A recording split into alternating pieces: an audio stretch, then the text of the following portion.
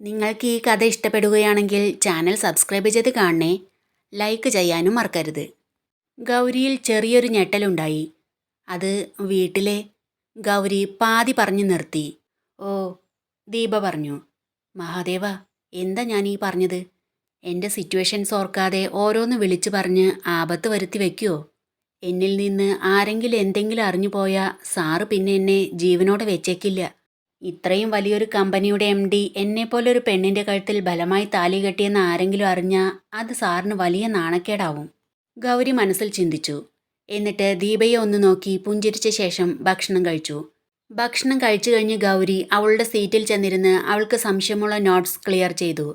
ദേവൻ ഭക്ഷണം കഴിച്ചു കഴിഞ്ഞ് അവൻ്റെ റൂമിൽ ചെന്ന് കിടന്ന് മൊബൈലിൽ ഓഫീസ് ക്യാമറ വിഷ്വൽസ് കാണുകയായിരുന്നു. ക്യാമറ സൂം ചെയ്ത് ദേവൻ ഗൗരിയെ തന്നെ നോക്കി പുഞ്ചിരിച്ചുകൊണ്ടിരിക്കുമ്പോൾ രവി ഡോറിലൊന്ന് മുട്ടിയ ശേഷം ഡോർ തുറന്ന് അകത്തേക്ക് വന്നു. അവൻ്റെ പെട്ടെന്നുള്ള വരവിൽ ദേവൻ ഒന്ന് ഞെട്ടി ഫോൺ ഓഫ് ചെയ്ത് മാറ്റിപ്പിടിച്ചു.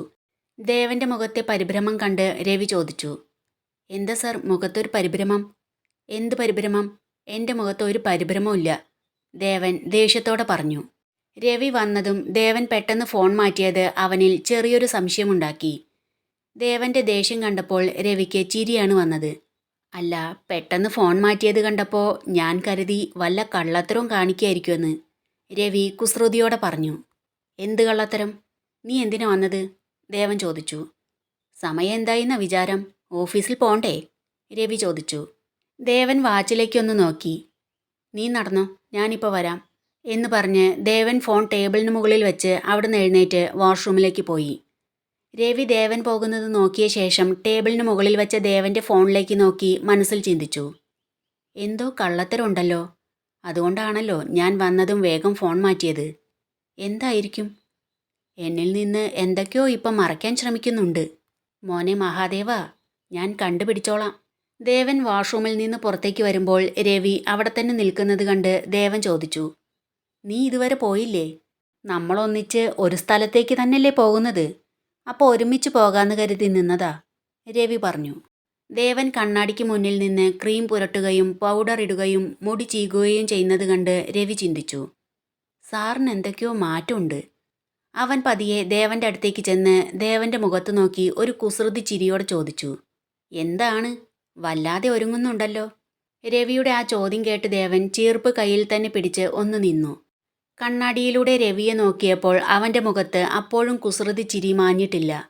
ദേവൻ പെട്ടെന്ന് ഗൗരവം നടിക്കാൻ ശ്രമിച്ചു പറഞ്ഞു, എടാ, ഞാൻ എന്തെങ്കിലും ചെയ്യുന്നുണ്ടെങ്കിൽ അതെൻ്റെ മനസ്സിൻ്റെ സന്തോഷത്തിനാ, അല്ലാതെ മറ്റൊന്നുമല്ല. പക്ഷേ രവി വിടാൻ ഭാവമില്ലായിരുന്നു. അവൻ ദേവൻ്റെ തോളിനരികിലേക്ക് ചേർന്ന് നിന്ന് കണ്ണാടിയിലേക്ക് ഒളിഞ്ഞു നോക്കി ചോദിച്ചു, അല്ല സാറേ, ഈ പെർഫ്യൂമിൻ്റെ മണം മാറിയത് ഇതാർക്കു വേണ്ടിയാ? ദേവൻ ഒന്ന് പരിങ്ങി. അവൻ ചീർപ്പ് ടേബിളിന് മുകളിലേക്ക് വെച്ച് തിരിഞ്ഞ് രവിയെ ഒന്ന് തള്ളി മാറ്റി മുന്നോട്ട് നടന്നു. നീ വെറുതെ കാട് കയറി ചിന്തിക്കേണ്ട, സമയം വൈകി, വേഗം ഇറങ്ങാൻ നോക്ക് എന്ന് പറഞ്ഞ് ദേവൻ പുറത്തേക്ക് നടക്കാൻ തുടങ്ങി. അവൻ്റെ ചുണ്ടിൽ അറിയാതൊരു പുഞ്ചിരി വിരിഞ്ഞു. അത് കണ്ട രവി പിന്നാലെ ചെന്ന് പതിയെ പറഞ്ഞു, ഈ പുഞ്ചിരി എന്തൊക്കെയോ പറയുന്നുണ്ട്. അപ്പോൾ ദേവൻ അവിടെ ഒന്ന് നിന്ന് തിരിഞ്ഞു നോക്കി ചോദിച്ചു, എന്തു പറയുന്നുണ്ട്?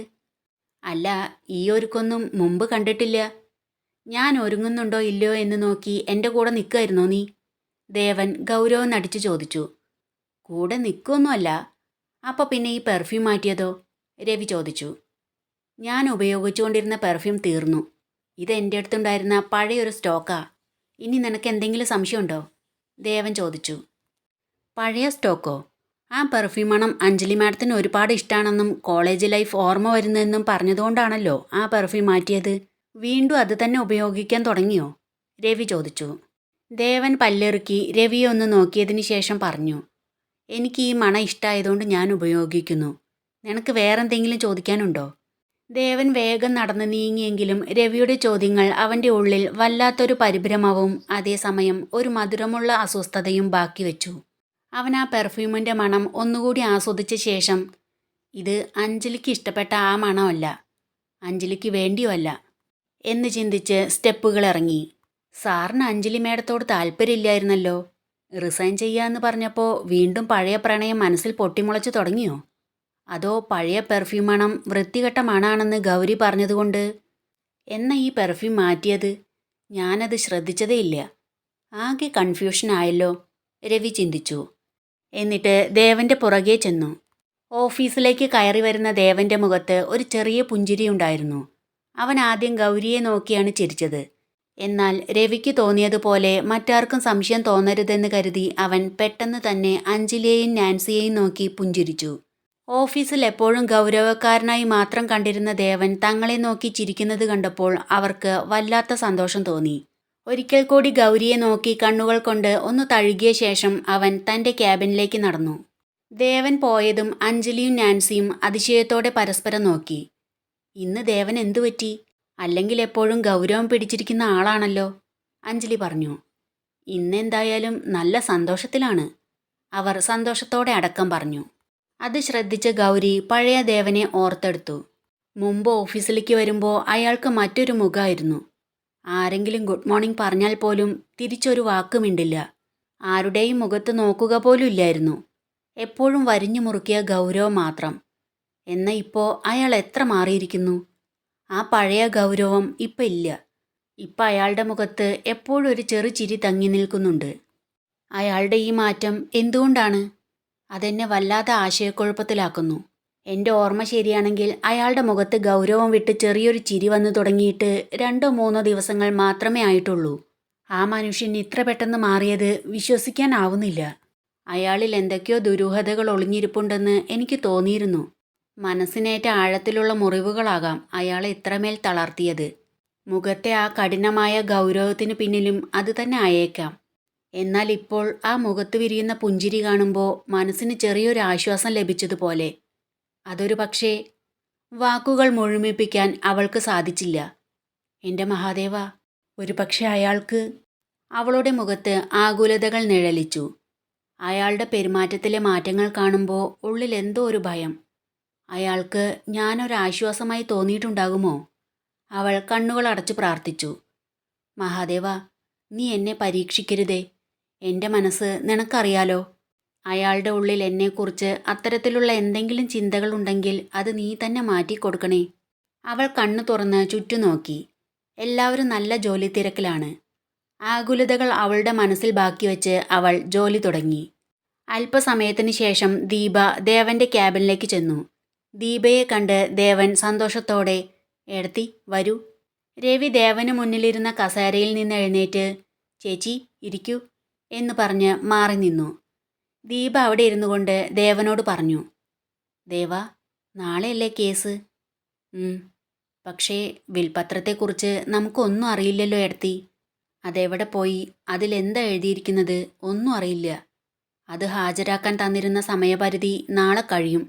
നാളെ കഴിഞ്ഞാൽ കേസ് ക്ലോസ് ചെയ്യേണ്ടി വരുമെന്നാ അങ്കിൾ പറഞ്ഞത്." ദേവന്റെ ആശങ്ക പങ്കുവച്ചു. അത് കേട്ട് ദീപ അവനെ ആശ്വസിപ്പിക്കാൻ ശ്രമിച്ചു. "ദേവ, മഹിയേട്ടൻ പോയി. അതിലും വലുതൊന്നല്ലല്ലോ ഈ സ്വത്തുക്കൾ. അത് നീ വിട്ടേക്ക്. നമുക്ക് അനുഭവിക്കാൻ വിധിയില്ലാത്തതാണെന്ന് കരുതി സമാധാനിക്ക്. ഇനിയും അതിൻ്റെ പുറകെ നടന്ന് പണവും ആയുസ്സും കളയണ്ട. കഴിഞ്ഞതെല്ലാം കഴിഞ്ഞു. ഇനി ആരോടും പകയും വാശിയും വെക്കരുത്." ദേവൻ സങ്കടത്തോടെ മറുപടി പറഞ്ഞു. "ഇല്ല എടത്തി, എൻ്റെ ഏട്ടനെ കൊന്ന് ആ സ്വത്തുക്കൾ കൈക്കലാക്കി അവർക്ക് മാപ്പ് കൊടുക്കാൻ എനിക്ക് കഴിയില്ല. ദേവ, പക കൊണ്ട് നീ എന്ത് നേടാനാണ്?" ദീപയുടെ സ്വരം ആർദ്രമായി. "ആ സ്വത്തിനു വേണ്ടി നീ ഇനിയും പോരാടുന്നത് നിന്റെ മനസ്സിനെ കൂടുതൽ മുറിപ്പെടുത്തുകയേ ഉള്ളൂ. നിന്നെ സ്നേഹിക്കുന്നവർക്ക് വേണ്ടിയെങ്കിലും നീ ഇതൊന്ന് നിർത്ത്. എനിക്കും മക്കൾക്കും നീ അല്ലേ ഉള്ളൂ ദേവ. നീ സന്തോഷത്തോടെ ഇരുന്നാലേ ഞങ്ങൾക്കും സന്തോഷം ഉണ്ടാകൂ. മഹിയേട്ടൻ്റെ ആത്മാവ് നിന്നെക്കുറിച്ചോർത്ത് വല്ലാതെ സങ്കടപ്പെടുന്നുണ്ടാവും. നിനക്ക് നല്ലൊരു ജീവിതം ഉണ്ടായിക്കാണാൻ ഏറ്റവും കൂടുതൽ ആഗ്രഹിക്കുന്നത് ഒരു പക്ഷെ മഹിയേട്ടനായിരിക്കും. സമാധാനമായി ഉറങ്ങാൻ പറ്റുന്ന സന്തോഷമുള്ളൊരു ജീവിതം നിനക്കും ഉണ്ടാവണം ദേവ. പഴയതെല്ലാം ഒരു ദുസ്വപ്നം പോലെ മറന്ന് പുതിയൊരു ജീവിതം തിരഞ്ഞെടുക്കാൻ നിനക്ക് കഴിയില്ലേ? നിന്നെ സ്നേഹിക്കാൻ, നിനക്ക് കൂട്ടിരിക്കാൻ ഒരാൾ നിന്റെ ജീവിതത്തിലേക്ക് കടന്നു വരണം. ജീവിതത്തിന് ഒരു പ്രതീക്ഷ വേണം. പകയല്ല, സ്നേഹ നിന്റെ മനസ്സിൽ ഇനി ഉണ്ടാകേണ്ടത്. നിന്റെ ജീവിതത്തിൻ്റെ കരിനിഴലായി കൂടെ കൂടിയിരുന്ന ഹേമയെ നീ ഒഴിവാക്ക്. നിന്റെ സമാധാനത്തിനും നല്ലൊരു ഭാവിക്കും വേണ്ടി അവൾ ചോദിക്കുന്നത് എന്തെന്ന് വെച്ചാൽ കൊടുത്ത് അവളെ എന്നേക്കുമായി നിന്റെ ജീവിതത്തിൽ നിന്ന് ഒഴിവാക്ക്." ദീപയുടെ വാക്കുകൾ ദേവന്റെ ഉള്ളിൽ ഒരു കനൽ പോലെ എരിഞ്ഞു. ഹേമ എന്ന പേര് കേൾക്കുമ്പോൾ തന്നെ അവൻ്റെ ഉള്ളിൽ ഒരു അസ്വസ്ഥത പടർന്നു.